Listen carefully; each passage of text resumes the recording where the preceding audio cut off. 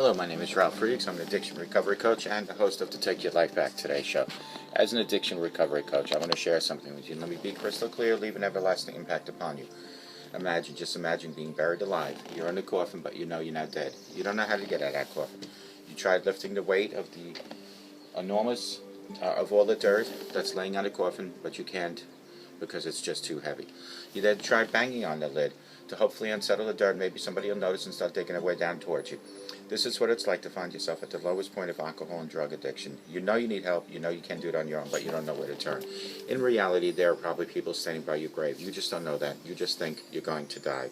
Usually, though, people don't think about death when they're habitually abusing drugs and alcohol. In order to feed an addiction, you have to be great at repressing the fear of death. I often ask you, my audience, did it ever cross your mind while you're abusing drugs and alcohol that you might overdose and take something away that God had given you called life?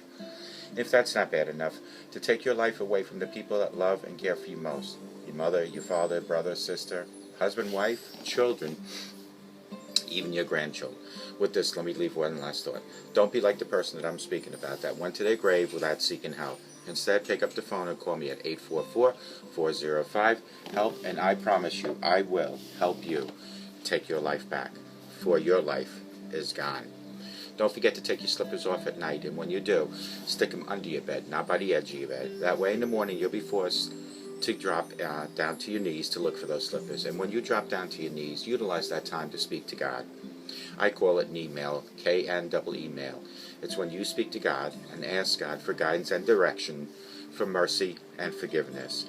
It's the time when you thank God for having a home, clothing, food, health, relationships, family.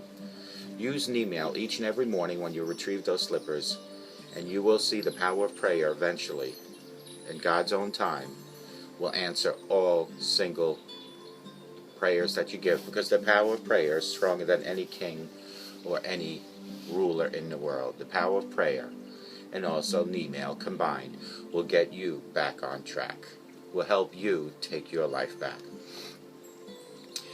I came up with this thing that I want to talk about because how many times do people make excuses for drinking? Well, hold on one second, but I want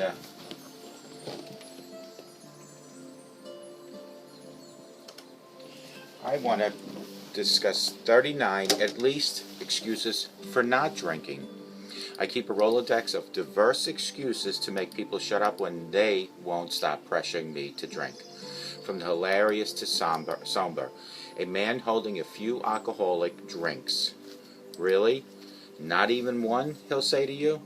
Other people shouldn't have a problem with you saying no to a drink. Unfortunately, as with many scenarios in life, no is not always accepted as the final answer. There may be people who, for reasons of their own, will pressure you to take that first drink. The fear of this pressure can be discourage someone from attending events that their old drinking buddies are likely to go to. And that's where I want to discuss the 39 different excuses not to drink. I do not suggest using these excuses as a way to manipulate someone, but I do encourage keeping a Rolodex of diverse excuses to make people shut up, even when they won't stop pressuring you to drink. Not everyone wants to disclose alcoholism. So what can you say to make people leave you alone? There are a lot of options, from hilarious to somber. The basics. Most people don't care about other people's choice of beverage. For these likely folks, a basic response should suffice for when they have asked you more than once. You should be able to say, no, really, no thank you, or nah, I'm good. I'm not drinking right now. It could get awkward. If you're anything like me, you enjoy a good, uncomfortable, awkward moment. It can be the best comedy fodder for despairing tension in a room. To capitalize on an awkward moment, try one of these responses.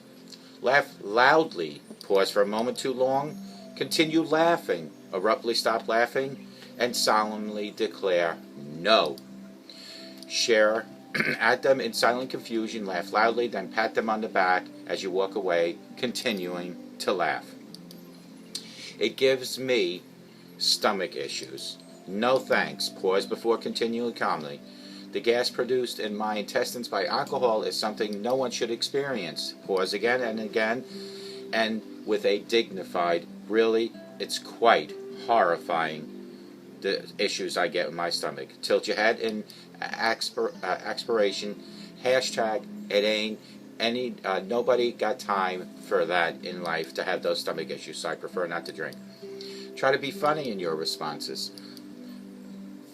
When asked for the 9th time that you should have a drink, turn down the offer with a joke.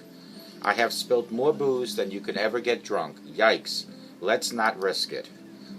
I make stupid decisions when I'm stoned.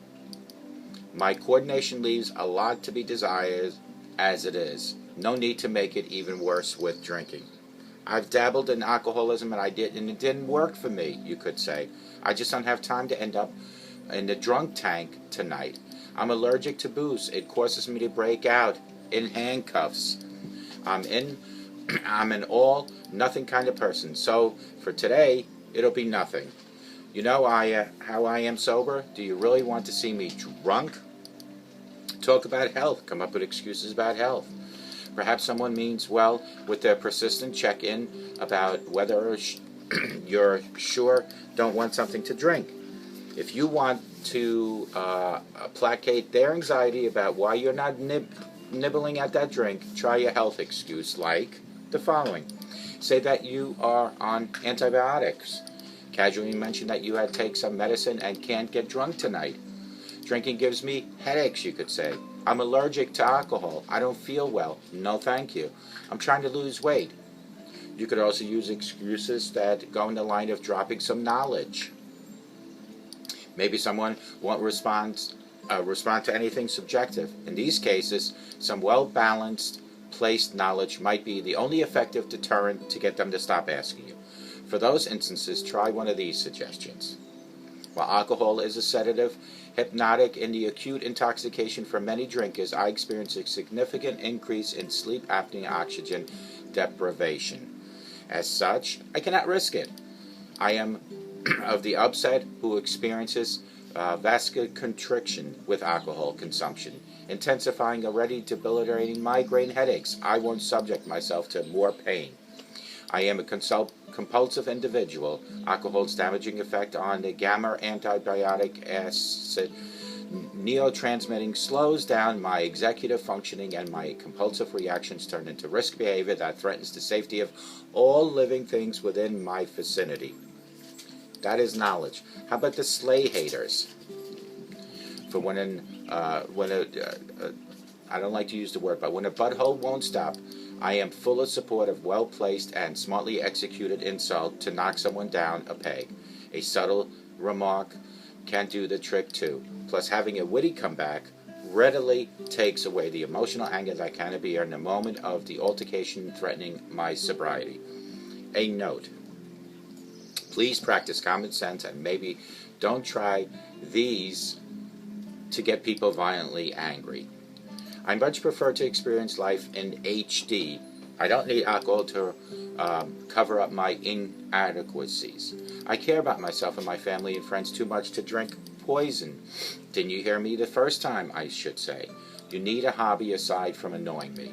Why knowingly and willingly drink something that makes one weak and sick?